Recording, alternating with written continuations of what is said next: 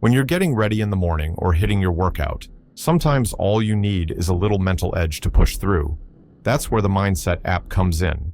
Just hit download and let powerful motivational speeches fuel your routine. Whether you're brushing your teeth, lacing up your shoes, or preparing for the day ahead, Mindset becomes your personal coach, whispering strength into your ears before the world even knows you're awake.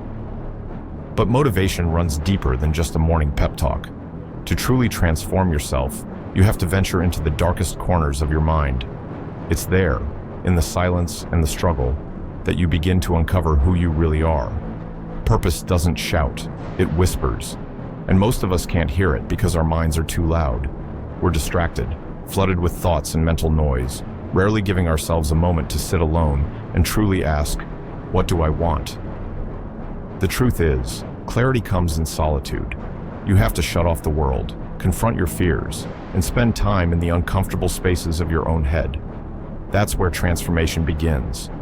If your goal is to become the uncommon among the uncommon, then understand this. The road there is lonely. It's isolating, filled with work that no one sees and few understand. People catch glimpses, a short video clip of someone training, a victorious moment in the ring. But they never witness the daily battles, the quiet suffering, the relentless self-doubt. Even the world's best fighters deal with that inner voice that says, "You're not good enough. You don't belong here." That voice often comes from childhood, a version of ourselves still whispering inadequacies into our ears. And even after all the wins, that voice doesn't completely go away. You learn to fight it over and over again. And the truth, the person you become, is built in those daily fights, not in the spotlight, but in the darkness. Imagine yourself as a rough stone. Every morning you wake up when you don't want to. Every meal you choose wisely. Every drop of sweat you shed in training. Those are the moments when you chip away at that stone. Little by little, piece by piece, you sculpt yourself. Eventually, what emerges is a work of art. A masterpiece forged not in comfort, but in effort, consistency, and pain. That's when it hits you. I did this. The journey becomes real, tangible.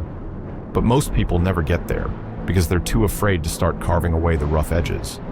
What scares us isn't the process. It's the fear that we'll never reach our potential, that we'll always fall short, procrastinate, quit too soon. And then, one day, we'll be old, filled with regret, whispering to ourselves, "I could have been great." That realization hit me one day when I was out on a run, weighing over 300 pounds, passing by a graveyard. I looked out over the quiet tombstones and wondered how many people were buried with dreams they never lived, regret written into their bones. I told myself in that moment, don't die like this. People often ask me how I stay so motivated, how I find the strength to train alone, to push so hard. It's not what they think. It's not glamour. It's not attention. It's the unseen work, the runs at 1 a.m., the endless gym sessions, the long nights with no one watching. That's real. I've spent the majority of my life training alone, with no one to clap me on the back, no team to carry me. And because of that, I developed something deeper, self-reliance.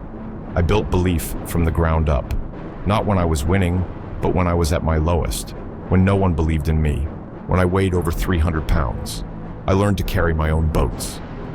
Now, when things get hard, I don't look for a cheerleader. I don't need someone to tell me I'm doing great. I reach into that place where the real me was forged, the darkest, most painful memories, and I pull strength from them. That's what people don't understand. What fuels me isn't hype. It's not surface-level motivation.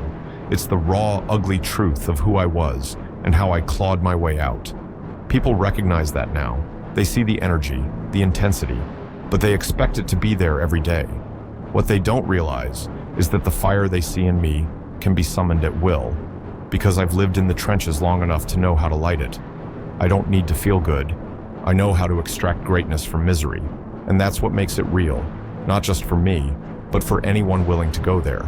That's why people seek me out, because they feel that truth radiating off me. I don't rely on outside motivation. I built my own engine. That's the power of unseen work. People want pats on the back.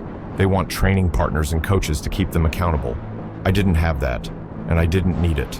What I had was my own will, my own hell. and I used it. That's what people misunderstand. You don't need someone to motivate you. You need to strip away the lies and go to the mountain, alone. No phones, no distractions, just nature, the raw elements.